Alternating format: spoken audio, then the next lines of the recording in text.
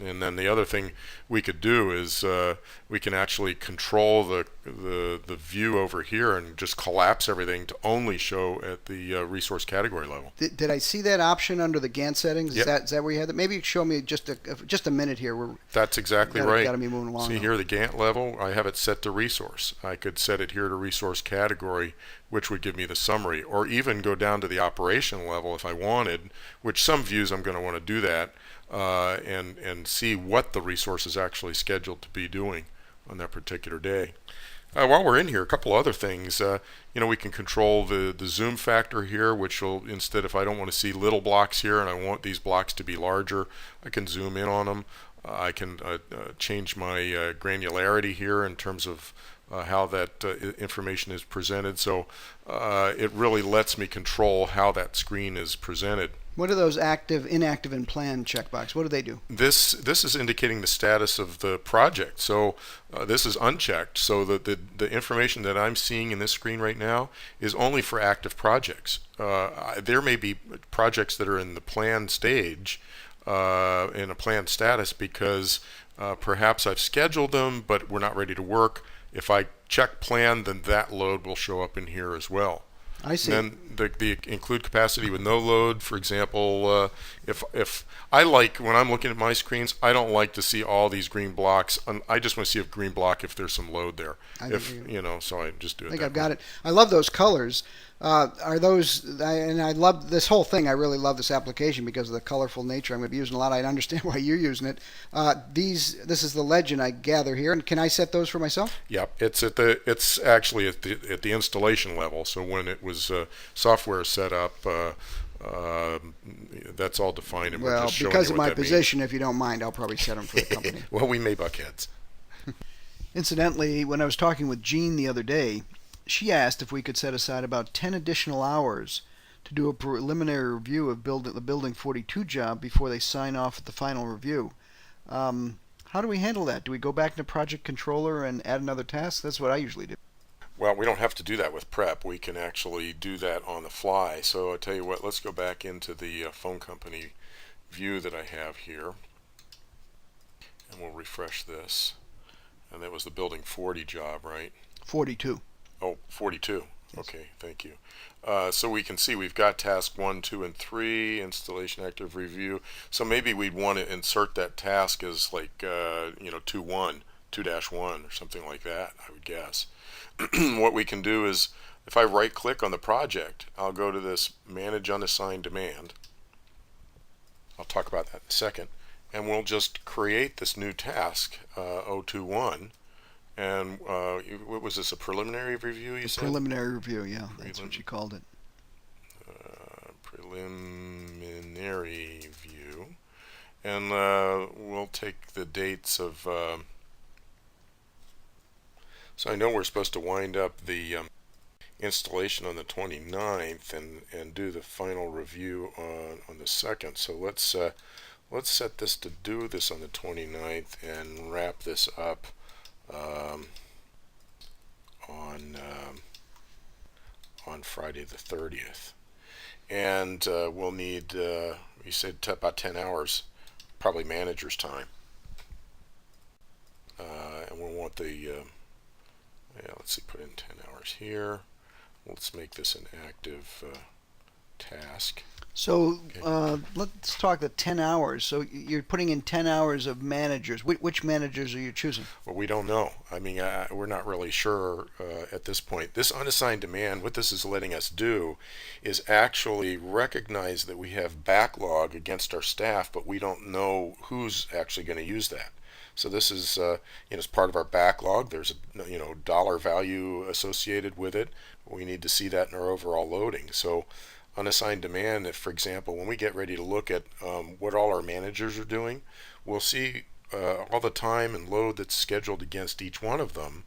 But then we'll also see this unassigned demand that's for managers that we haven't actually assigned specifically. I see. So these are the same categories we used for rough cut estimating. In a way, we could say this is like rough cut scheduling. Yep, that's correct. As a matter of fact, notice up here this button that says load from rough cut estimate. Just as I showed you before, when we actually loaded the schedule from the detailed estimate, if we only did a rough cut estimate, we could actually go in here in the click of a button and load the rough cut estimate and build our unassigned demand. Wow. And I imagine this might give us visibility to utilization and backlog in the future. Absolutely, absolutely. So I'll just go ahead and save and refresh this, and you'll see how that gets represented on the screen. So now when I jump out here to SK441, notice we've got a new task in here. That's a preliminary view that it's active. And we've got a block here that's representing that time. And notice the diagonal lines and the indication on the tooltip that we have unassigned hours of 10. Excuse me a minute, Tim. Sure. Hello. Hey, Jay, how you doing? Sure. Yeah, as a matter of fact, I'm in a view right now. What, the 29th? Yeah, let me take a look here. Oh, yeah, I see you're overloaded here. Oh, yep, you're overloaded by about 5 hours. See what's going on. Oh, yeah. Yep, so you've got that service call. It looks like when we scheduled you on 441, that really blew you out. I'll look into that and take care of it for you and get back to you, okay? Okay. All right, take care. Bye. Jay's in our service department, ain't he, Rick? Yeah. Yep. And wow, is that something new? I see a service call. So, I mean, we got our service, the service module we bought from Solomon. Yeah. We got that too. Yeah. Oh, well, I mean, when you think about it, yeah, he's one of those guys that we schedule out on projects, but he also goes out and does service calls. Those service calls are part of his load. We need to know about that, or as is obvious, we just overloaded him here. Did we have to pay extra for that? That's great integration between these modules. Yeah, nope. It came with prep. Super. Yep. By the way, Rick, I know that when we're doing estimates with prep, we can drive the project and task budgets with those numbers. What about the changes we're making here? I mean, what if we swapped out a resource for one that was more expensive?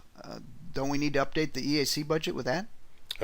Absolutely. We have the same kind of control and a deep level of integration here that we did in the estimating side of prep. You remember where we could go in and set whether we want to update our original budget or our EAC and the revenue and the cost and all that stuff. We have the same thing here. So even if I'm not qualified to look at those numbers, my resource scheduling activities will update and accounting will be informed. If that's what we want, as well as if we make a change, as with the on the estimating side of things, if we want this to integrate with project budgeting, with a flick of a switch, it'll do that. If we make a change, it'll create a budget revision for us. Again, very, very, very cool integration. I'm really liking it. Hey, Rick, I just checked my watch. Whoops, where does the time go? I got this meeting I got to get to, so I'll be catching you later. Okay. Oh, you got just a couple more minutes. I got to show you something here. I'm going to do something just couple for you. more minutes. All right, look. I'm going to do something for you. I guarantee you'll like this. I'm going to create a view for you right here. We're going to call it Tim Big. Whoa. Are you not referring to my size? Yeah. Tim's nice guy. Tim's Big Picture. Okay. I'm just going to go in here and create this view for you. Just watch what I do. I'm going to guess you want this by customer. So what does it mean by big? What are you talking big? That's the big picture. Big picture. I see. This is what you'll want to go in here and do this. Probably, if I know you, you'll probably do it on a daily basis. So does that mean like my screen's going to get bigger? Yeah, just wait and see. You'll see. All right. I know you're clicking through that, but it looks like you know what you're doing. I'm just going to set a couple of things here. Just a couple things up here. You probably don't care about this. We'll just set this up real quick, and I'm going to click OK. And I'm going to refresh the selection, and let's see what we get. So is this like a drum roll moment? I see. Okay. Big picture, green and red. Is that what you're talking? That's what you're talking about. Okay, look what's here. Is this a Christmas picture? This is a Christmas picture. You've got customers down the left-hand side. Those are our customers. Those cool. are your customers. Okay. These are all the customers that we've got projects running on. Okay. Wow. The important thing is what I want you to see is the utilization and backlog tab. I know we touched on that when you talked about estimating, but we didn't go into much detail Yeah. with it. This, what you're looking at here, down this side of the screen, okay, these are our, you should recognize these now. These are your resource categories, okay? We did rough cut estimates and rough cut estimating. Scheduling. That's correct. That's correct with the unassigned demand and all that kind of stuff. Yep. I could get deeper than this if I wanted, but I don't think you're interested in that. This is the big picture. This is the big picture. Yeah. Then over here on a weekly basis, I said I wanted to take weekly time slices. Now what we're looking at here is backlog. Okay, this is our backlog by week. So I can see that our consultants are 100% utilized for the week of June 1st. That's a good thing. Yeah, that's a good thing. That's a good thing. They're a little less utilized here in the second week. Okay. Down here, we can see construction trailers are way overutilized out in these weeks. I mean, I can look in the out weeks, etc. And we're in big trouble with designers and some electricians and laborers. Yeah, we're going to have to go to those. Got some underutilized folks. But wow! Okay. So in one swell FOOP, I can see, looking out into the future, what's going on, where we're in trouble, and where we're doing well. That's right. That's wow! Right. But wait, the best is yet to come. One more. Because I know you're a dollars kind of guy. If I go in here. And because when we set this view up for you, you'll have rights to do this. You click on cost and revenue, and now look at what we've got.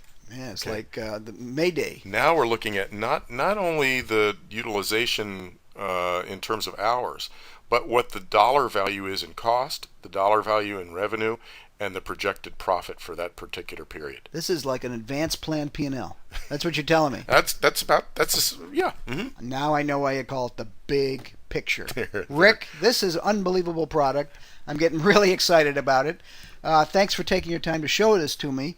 And I know I'm going to be using a lot of these tools pretty soon, especially. You're going to be able to save this view for me so I can see it on my desktop? Yep. All I have to do is click this little button here. It saves the view, and it's ready to be called up whenever you need it. That's terrific, Rick. I really do have to go. This has been a great little session here. Thanks for taking up so much of your time. I'm going to be using a lot of these tools very, very soon. Hey, always glad to help, Tim. You have a great day. You too. See you, Rick. Okay, take care. Bye.